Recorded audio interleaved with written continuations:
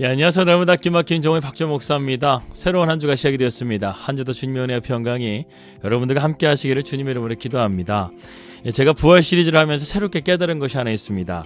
이 부활에 대한 많은 가짜 이슈들이 있다는 것이죠. 이 도둑설, 기절설, 환상설, 영원 부활설, 쌍둥이설, 음모론, 이 수많은 주장들이 예수님의 부활을 다 부정한다는 것입니다. 그럼에도 불구하고 2000년이 지나는 시간 동안에 이러한 가설들은 힘을 잃고 오직 성경의 진리만 남게 되었다는 것입니다. 맞습니다. 주님이 십자가의 부활과 죽음은 분명한 역사입니다. 이것이 정말 우리의 삶 가운데 믿어지게 되면 정말 놀라운 일들이 일어나게 될 것입니다. 그러한 믿음을 가지시고 날마다 승리할 수 있는 우리 날마다 기막힌 정오 식구들 되시기를 주 예수 그리스도 이름으로 기도합니다. 2022년 4월 25일 날마다 기막힌 정오 시작합니다.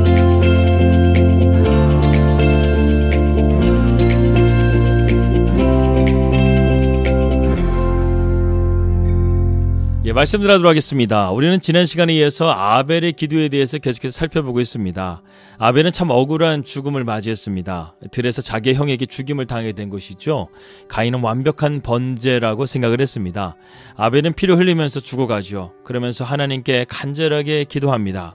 그리고 그 기도를 하나님이 받아주시죠. 이처럼 아벨의 기도는 하나님께만 올려드리는 기도였습니다. 하나님 아시죠? 하나님 정말 나의 억울함을 아시죠? 이렇게 아벨이 기도했다는 것입니다. 먼저 우리는 아벨의 어떻게 하나님과 이러한 깊은 기도를 드릴 수 있었는가, 믿음의 조상이 될 수 있었는가를 한번 살펴볼 필요가 있습니다. 창세기 4장 3절에서 5절 말씀 보게 되면 세월이 지난 후에 가인은 땅의 소산으로 제물을 삼아 여호와께 드렸고 아벨은 자기도 양의 첫 새끼와 그 기름으로 드렸더니 여호와께서 아벨과 그의 제물을 받으셨으나 가인과 그의 제물은 받지 아니하신지라 가인이 몹시 분하여 안식에 변했다라고 했습니다.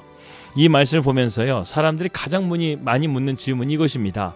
하나님은 왜 아벨의 제사는 받으시고 가인의 제사는 받지 않으셨습니까? 이러한 질문을 많이 했다는 것이죠. 어떤 사람들은 제물에 문제가 있었다고 말하기도 하고 또 생명이 있는 제물을 드려야 하는데 가인이 그것을 몰랐었다고 말하기도 합니다. 이것은 모두 잘못된 견해입니다. 이 제사법은 레위기에 나오는 말씀인데 그 말씀에 보게 되면 생명이 있는 제물도 하나님께 드릴 수가 있고요. 또한 곡식들도 하나님께서 받으신다고 말씀에 기록되어져 있습니다. 하나님은 우리의 중심을 보신다는 것이죠. 따라서 제물을 드리는 사람의 마음이 중요한 것이지 제물이 어떠한 것인지에 대해서는 중요한 것이 아니라는 것입니다. 그럼 도대체 왜 하나님은 아벨의 제사는 받으시고 가인의 제사는 받지 않으셨는가? 다시 이 문제를 한번 생각해 보도록 하겠습니다. 저는 제물을 받는 것에 대해서는 드리는 자에게 결정권이 있는 것이 아니라 받는 사람에게 결정권이 있다고 생각을 합니다. 한마디로 그것은 하나님의 마음이라는 것이죠. 4절과 5절을 다시 한번 보겠습니다. 아벨은 자기 양의 첫 새끼와 그 기름으로 드렸더니 여호와께서 아벨과 그의 제물은 받으셨으나 가인과 그의 제물은 받지 아니하신지라 가인이 몹시 분하여 안색이 변했다라고 했습니다. 이 스토리는 제물 얘기가 아니에요. 제물이 아닌 그것을 드리는 사람과 관계가 더 중요함을 말씀하고 있는 것입니다. 이것이 아벨의 기도의 가장 중요한 핵심이라는 것이죠. 우리도 마찬가지입니다. 우리도 아벨의 기도를 드리기 위해서는 기도하는 우리 자신이 무엇보다 중요하다는 것입니다. 성경은 아벨을 의인이라고 부릅니다. 여기서 의라는 것은 무엇일까요? 바르게 된 것을 말합니다. 그렇다고 한다면 불이라는 것은 무엇일까요? 바르지 않다라는 것을 의미한다는 것입니다. 어떤 것이 아무리 훌륭하다 할지라도 그것이 제자리에 있지 않게 되면 불의한 것이 된다는 것입니다.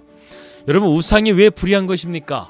우상은 섬김의 대상이 될 수 없는데 섬김의 대상이 되려고 하기 때문에 우상은 불의한 것이 될 수밖에 없다는 것입니다.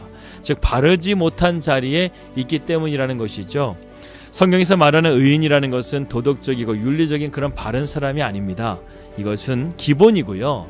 더 나아가서 하나님과의 바른 관계가 잘 세워져야 한다는 것입니다.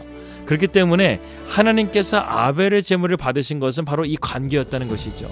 우리도 정말 아벨의 기도를 정말 드리기를 원한다면 하나님과의 바른 관계가 잘 세워져야 될 줄을 믿습니다. 그 관계부터 우리는 바로 잡아야 된다는 것이죠. 그 이유가 무엇입니까? 첫째는 이것이 있어야 기도가 되기 때문에 그렇습니다. 두 번째도 이것이 바로 기도의 능력이기 때문에 그렇습니다. 그럴 때 우리는 진짜 기도를 할 수 있게 된다는 것이죠. 하루에 몇 시간씩 기도하는데도 응답이 없고 마음의 평안도 없고 답답하다고 한다면 여러분 그것만큼 무능력하고 한심한 기도는 없을 것입니다. 기도할 줄 모르는 성도도 문제지만 기도에도 응답 없는 성도도 문제가 있다는 것입니다. 왜 성경은 그렇게 기도를 강조하는 것일까요? 기도에는 하나님의 능력이 있기 때문에 그렇습니다. 이러한 능력 있는 삶을 살기 원한다면 우리는 아벨처럼 먼저 하나님과의 관계를 바로 세워가서 하나님 앞에 기도할 수 있는 저와 여러분들이 되시길 바랍니다. 또한 세 번째로는 바른 관계의 기도는 축복이 된다는 것입니다.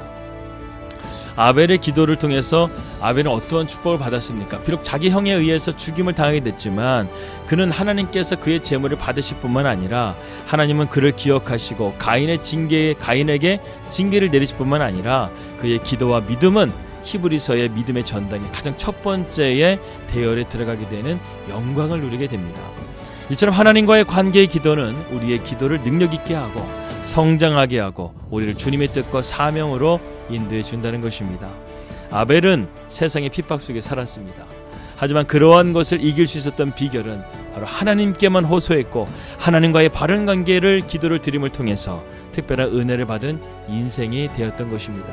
우리도 세상을 살아가면서 비록 핍박도 있고 고난도 있지만 그런 가운데서 사람에게 우리가 동정받기보다 하나님께만 호소하고 하나님과의 바른 관계를 위해서 노력하고 그렇게 되어질 때 우리의 기도는 하나님께 상달되어지고 하나님께 응답받는 그런 놀라운 기도의 능력을 경험하게 될 줄 믿습니다. 기도하겠습니다. 하나님 아버지 감사합니다. 오늘 우리가 아벨의 기도를 통해서 아벨의 기도의 능력이 무엇인지를 깨달았습니다. 하나님과의 바른 기도를 통해서 우리가 응답받는 믿음의 놀라운 역사를 보게 하여 주시옵소서. 감사하며 예수님의 이름으로 기도하였습니다. 아멘. 평안한 하루 되시고요. 저는 내일 뵙도록 하겠습니다. 우리 믿음으로 승리합시다. 할렐루야.